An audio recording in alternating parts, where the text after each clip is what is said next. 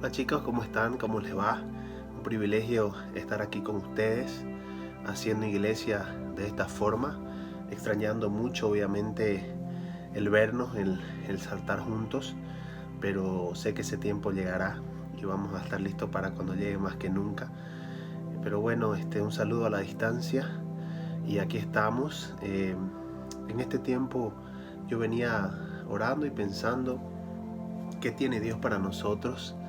Es más, muchas veces pensé de que el silencio de Dios no lo quería y se me vino a la mente algo y fue muy fuerte, que fue de que nosotros somos el único país en el mundo, la única ciudad en el mundo que llevamos más ventaja a los otros en relación a los días de estar en casa. Esto porque obviamente sumado el paro que tuvimos de 21 días en octubre, nosotros hasta este día, hasta este sábado, llevamos ya 91 días en casa. Eso es aproximadamente el 25% de lo que es un año calendario de estar en casa. Y yo sinceramente creo de que no es coincidencia, de que Dios obviamente tiene el control. Dios tiene el control en todo momento de nuestras vidas. Y, y bueno, yo le preguntaba al Señor, wow, creo que nunca en la historia de la humanidad había vivido un 25% hasta el momento de estar ahí encerrado en nuestras casas.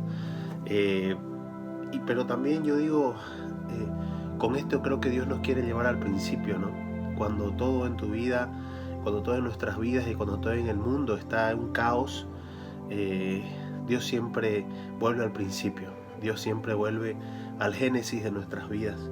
Y el génesis de nuestra vida es Él, y el génesis del mundo es la familia. Acuérdense de que Él creó a Adán y creó a Eva al principio. Y yo creo que esa es la esencia del Señor. El Señor quiere que nosotros volvamos a esa esencia familiar. No había otra forma de volver a la esencia familiar que estar en casa. Dios tiene el control de esto, Dios no ha perdido el control. Es más, lo que está pasando tiene el permiso de Dios, pero nosotros como hijos de Dios tenemos que orar y pedir su gracia y su misericordia, ¿no? Ahora la pregunta que me surge también es, en este tiempo, ¿has visto tus promesas? ¿Viste tu tierra prometida? Si en este tiempo que van de esta cuarentena aproximadamente 60 días,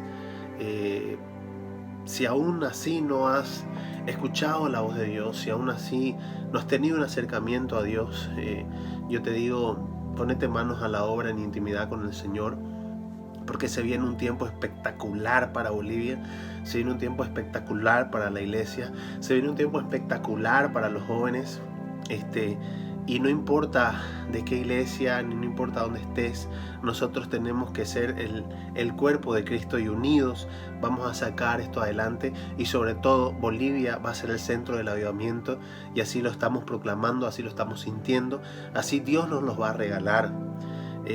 Nosotros somos el corazón de Sudamérica, estamos geográficamente en el corazón de Sudamérica, y cuando Dios nos creó, yo no creo que eso también haya sido una casualidad, sino una bendición. Donde está el corazón de Sudamérica, ahí estamos nosotros. Bolivia es el corazón y ahí está obviamente la palabra del Señor. Nosotros vamos a hacerlo en avivamiento. Este tiempo es de la iglesia, pero ¿saben qué? No es solo de la iglesia para la iglesia, sino de la iglesia para el mundo, de la iglesia para la gente necesitada, de la iglesia para la gente que está maltratada, de la iglesia para los matrimonios maltratados, de la iglesia para los jóvenes, porque cuán sensible está ese corazón hoy del mundo, de los jóvenes, de la familia, de querer escuchar una noticia diferente, no esa noticia que escuchamos todos los días en las noticias, no esa noticia que todos los días nos bajonea, no esa noticia de que todos los días hay malas noticias y tu día transcurre así. Nosotros tenemos que llevar las buenas nuevas, Y eso, para eso en tu casa tenés que tener ese avivamiento y esa búsqueda del Señor como nunca antes lo hayas tenido. Porque así como nunca antes hubo este tiempo, nunca antes va a aparecerse el Señor tan fuerte como viene en estos momentos. Pero eso depende de ti. El Señor va a comenzar en las casas, el Señor, porque es tu momento de buscarlo en tu casa, en intimidad con Él. Entonces, este tiempo es en familia. Yo te pregunto si este tiempo, si vos le haces conocer a alguien, al Señor, en su casa, vía Zoom, vía WhatsApp, vía lo que querrás llamarle, ¿cuánto esa persona recibirá en su casa al Señor y lo conocerá en su casa y presentará a su familia en su casa, a sus padres, a sus hermanos, a sus amigos? Yo te digo, animémonos a buscar a ese Dios hoy de los hogares. Es el mismo Dios de siempre. Nosotros vamos a hacer iglesia así. Extrañamos demasiado estar obviamente en comunión en nuestra iglesia, pero vendrá ese tiempo. Te aseguro que vendrá.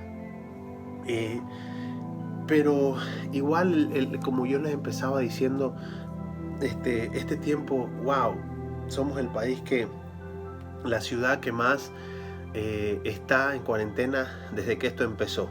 Les hablaba yo de 91 días hasta este sábado y por algo Dios nos prepara, Dios nos preparó, Dios está preparando nuestros corazones. Pero ahí viene la pregunta, yo digo, ¿y el silencio de Dios? Porque también el otro día conversaba con un vecino, dicho sea de paso, de lejito y con barbijo. Preguntaba y el vecino me decía, sin saber que yo era cristiano, él me decía, pucha, ahora quisiera ver a los pastores esos que sanan, ¿por qué no sanan ahora?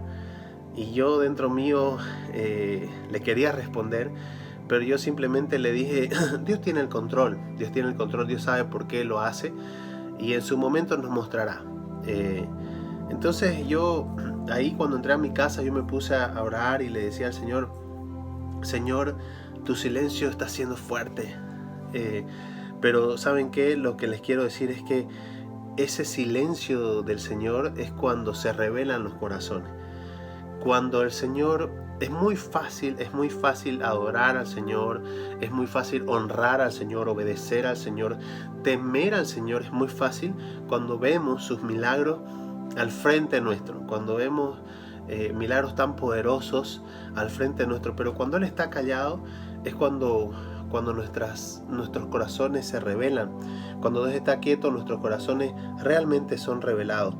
Por ejemplo, me hace recuerdo esto a cuando Él abrió el Mar Rojo. El pueblo de Israel realmente adoraba, realmente daba toda la gloria al Señor. Pero después de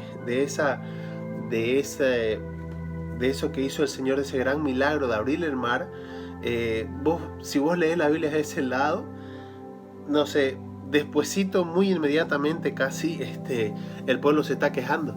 El pueblo se está quejando por comida. El pueblo se está quejando porque no tienen qué comer. Eso lo podemos ver en Isaías. Vayan si pueden a Isaías 57:11 y dice, ¿y de quién te asustaste y temiste? Que has faltado a la fe y no te has acordado de mí, ni te vino el pensamiento. No he guardado silencio desde tiempos antiguos, y ahí va, no he guardado silencio desde tiempos antiguos y nunca me has temido. Yo publicaré tu justicia y tus obras que no te aprovecharán.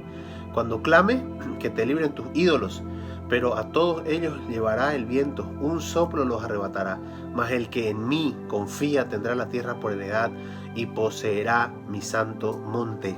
Entonces, ahí fíjense que en el versículo de Isaías 57:11, sin embargo, él habla y dice, nunca me has temido. Porque él dice, cuando Él está en silencio es cuando nuestros corazones se revelan. Hoy en este silencio del Señor, nuestros corazones tienen que estar adorándolo. Nuestros corazones tienen que estar realmente pendientes de lo que a sus hijos Él les dirá. Porque nosotros, yo creo que Él se va a manifestar mediante su iglesia realmente. Porque ¿Quién más que la iglesia para llevar las buenas nuevas ahora? ¿Quién más que la iglesia para no tener temor de dar realmente buenas noticias? Porque todos los que escuchamos siempre son noticias realmente dolorosas.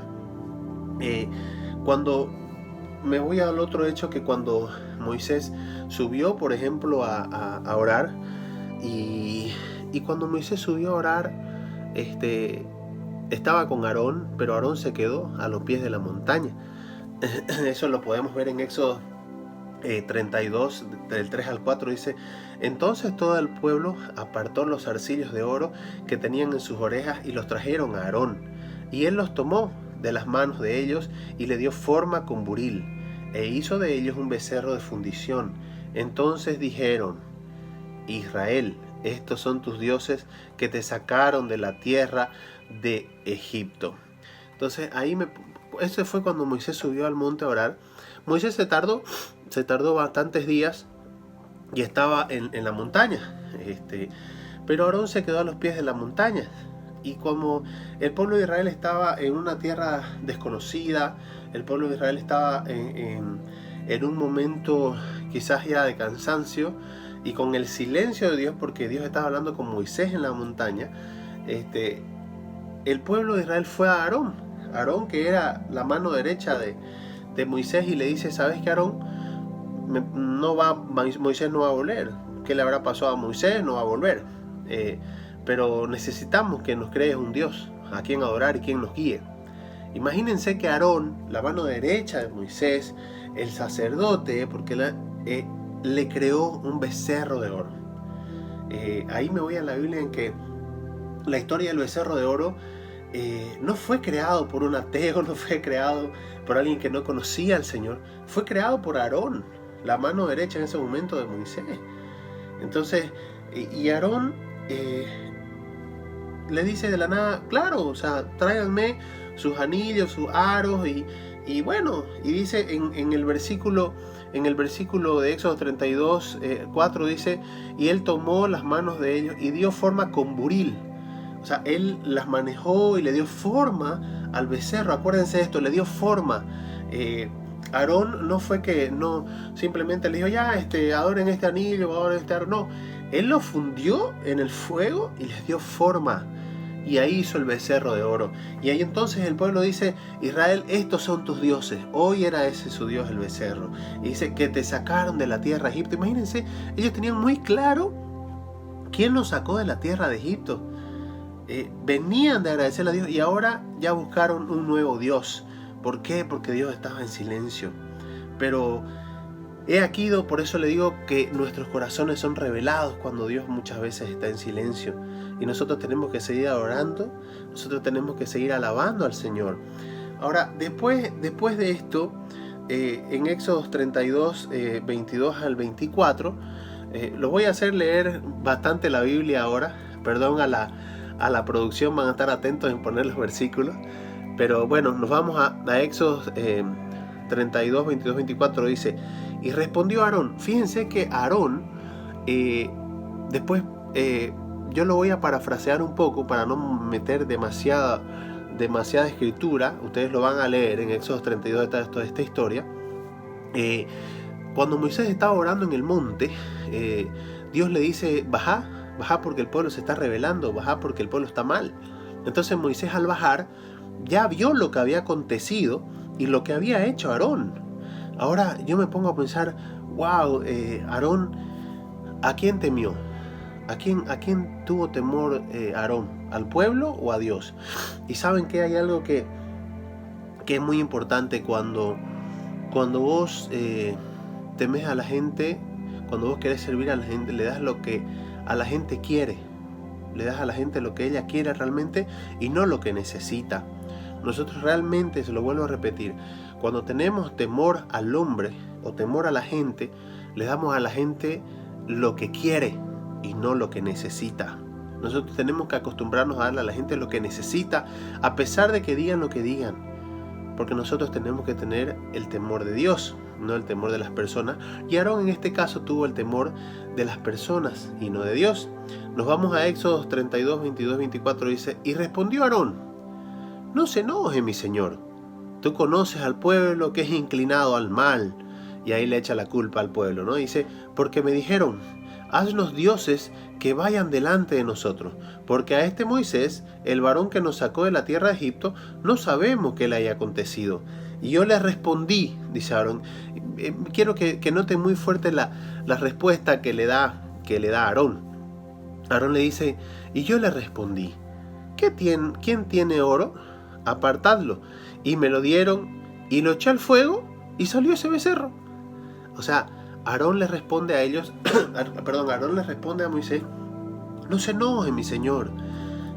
Vos sabés que el pueblo está inclinado al mal y nada, ellos solo me pidieron esto. Yo les dije, ¿quién tiene oro? Y yo lo eché al fuego y salió un becerro.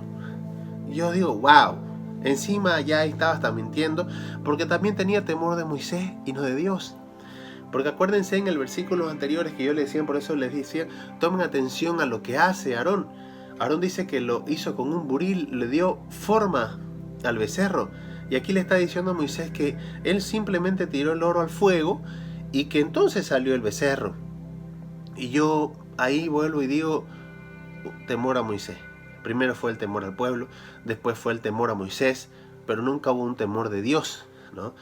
Qué diferente es cuando hay un hombre que tiene el temor de Dios. Qué diferente es cuando vos no querés quedar mal con Dios y cuando no querés quedar mal con las personas. Es algo que realmente yo viví mucho en mi vida, es algo que realmente el Señor me liberó y doy gloria a Dios por eso. Porque cuando vos empezás a tener temor de las personas, empezás a mentir. Cuando vos empezás a tener temor de las personas, empezás a ver desde la perspectiva de las personas. Cuando vos tenés temor a las personas, empezás a ver de perspectiva desde la tierra, desde el nivel de las personas, para agradar a las personas. Entonces nosotros, este tiempo en la iglesia, a través de Dani, de la cabeza de nuestro liderazgo, de Noé, nosotros honramos eso. Ellos siempre realmente siempre nos recalcan eso. Cuando tengan que decirnos algo, cuando pase algo, solo díganoslo, porque nosotros tenemos el temor del Señor y no el temor al hombre. Y esto fue lo que realmente le pasó a Caleb. Era lo que el sábado anterior nos hablaba Dani. Dani nos hablaba del caso de Caleb. Y cuando Caleb va y les dice, nos vamos a hacer un poco de recuerdo, en Números 13:30 está eso. Cuando Caleb les dice, les hizo callar al pueblo, les dice, entonces Caleb hizo callar al pueblo delante de Moisés y dijo, subamos luego y tomemos posesión de ella, porque más podremos nosotros que ellos. Caleb fue un hombre atrevido, donde los otros 10 estaban hablando algo que decían, no se puede, no podemos ir a conquistar eso, es realmente imposible. Y Caleb no tuvo miedo a nada. Y Caleb simplemente sabía que Dios le podía dar la victoria. Caleb realmente sabía de que a quién él estaba sirviendo. Y Caleb era simplemente un espía. Noten que Aarón era la mano derecha de Moisés, y Caleb era alguien que estaba yendo a la tierra prometida a espiarla y era un joven. Entonces, el atrevimiento de Caleb fue la base de las cosas, pero ese atrevimiento estaba cargado de una reverencia y de un temor al Señor, porque sabía a quién él servía, a quién él estaba. En Números 13:30, pero me llama la atención, como les digo, en este tiempo los voy a hacer leer un poquito de la Biblia. Me gusta mucho explicar un poco de la Biblia, estudiarla. Y nos vamos a Números 13:28, que dice, mas el pueblo que habita aquella tierra es fuerte, y las ciudades muy grandes y fortificadas. Y también vimos allí a los hijos de Anac. ¿Quién era Anac? Anac era un gigante. Anac era un gigante y sus hijos, su descendencia. Fíjense de que este está en el 13:28. O sea, dieron ese mensaje cuando fueron a Dios y le dijeron, no podemos. Y ¿saben qué me llama la atención? Que cuando uno tiene miedo, ve a los gigantes desde sus pies. Yo te digo, si vos te agachás hasta topar tu cabeza con el piso, vos vas a ver hasta la piedra más chiquitita, la vas a ver grande, porque estás al nivel de la piedra. Entonces, ahí ellos estaban viendo al gigante desde los pies del gigante, no estaban viendo desde los pies de Dios. estaban viendo desde los pies del gigante. Entonces me llama la atención que cuando los otros dijeron las malas noticias, encima ni siquiera vieron un gigante, vieron hasta su descendencia del gigante. ¿Me entendés? O sea, ya no fue, va a haber un problema, no. Dijeron, va a haber muchos problemas porque ahí hay un gigante y encima está su descendencia del gigante. Y Caleb no vio eso, ¿no? Caleb realmente dijo, podemos. Y los calló. En Números 13:30 le dijo, cállense porque sí podemos. Ahora, esa perspectiva nueva, esa perspectiva buena, esa perspectiva llena de fuerza, llena de visión, llena de juventud, llena de pasión, esa perspectiva que tuvo Caleb, yo me preguntaba, cuando Dani hablaba de él, yo me preguntaba, ¿dónde lo llevó a Caleb esto? Porque no puede ser que Caleb haya dado tan buena noticia, haya empujado tanto, y que ¿dónde fue Caleb? ¿Qué hizo Caleb? Entonces me puse a estudiar un poco sobre la vida de Caleb y empecé en Números 14, 22 al 23, donde dice, todos los que vieron mi gloria y mis señales que he hecho en Egipto y en el desierto, y me han tentado ya 10 veces y no han oído mi voz, no verán la tierra de la cual juré a sus padres. No, ninguno de los que me ha irritado lo verá. Ahí empieza el tema. ¿Por qué?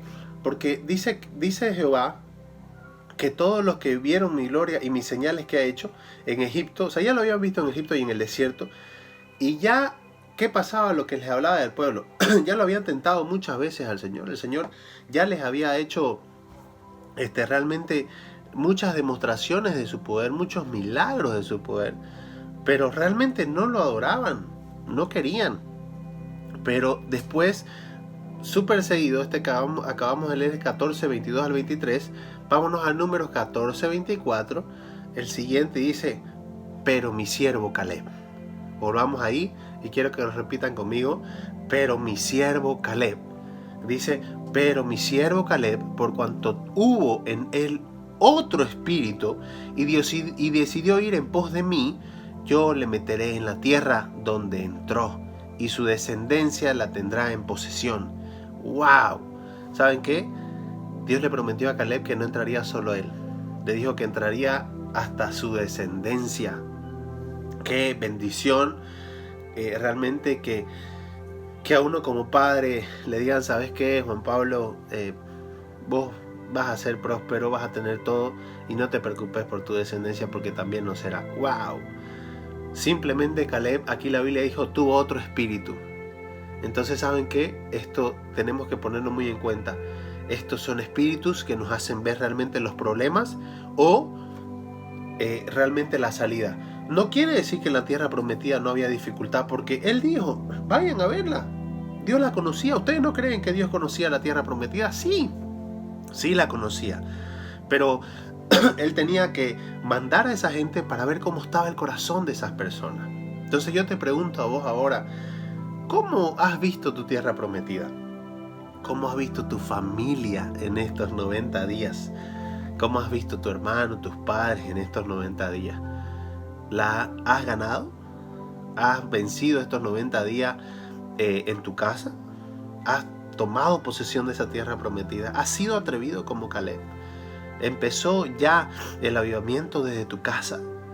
Porque así va a empezar este avivamiento. Estamos en casa hoy y es la forma de hacerlo.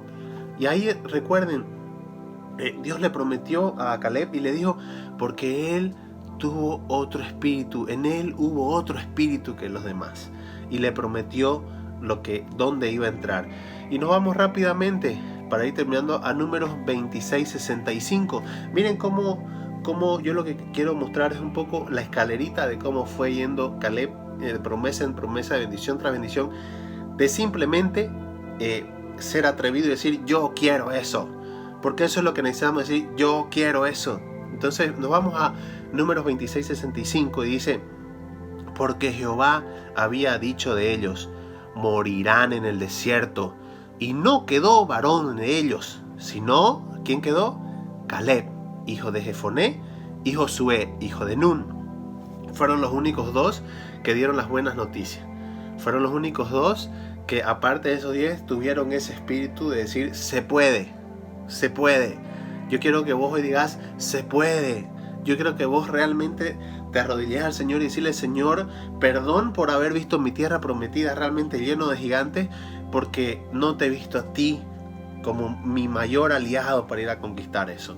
Entonces, ahí Él les dijo, porque Jehová había dicho a ellos, morirán en el desierto, todos, menos Josué y Caleb. Después viene a Números 34, 18 y 19 y dice, tomaréis también de cada tribu un príncipe para dar posesión de la tierra. Y estos son los nombres de los varones. De la tribu de Judá, Caleb, hijo de Jefoné. ¿Saben qué? Aquí empezaba a repartir el Señor la heredad de la tierra prometida.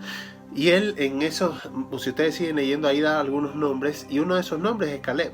Y Él le dio esa porción de la tierra prometida, pero después vamos a ver que aún Él le dio más que la tierra prometida, le dio premios por haber hecho eso. Y nos vamos a Josué 14:14 y dice, por tanto, Hebrón vino a ser heredad ¿de quién? De Caleb, hijo de Jefoné Ceneseo, hasta hoy. ¿Hasta cuándo? Hasta hoy. Cuando Dios te da una tierra prometida, no te la quita. Él se la entregó a Caleb y no se la quitó porque Él se la ganó. Tu tierra prometida, cuando vos la conquistás, jamás será quitada porque es tuya. Dios te la prometió. ¿Ustedes creen que es coincidencia que se llame tierra prometida? Es la promesa del Señor para tu vida.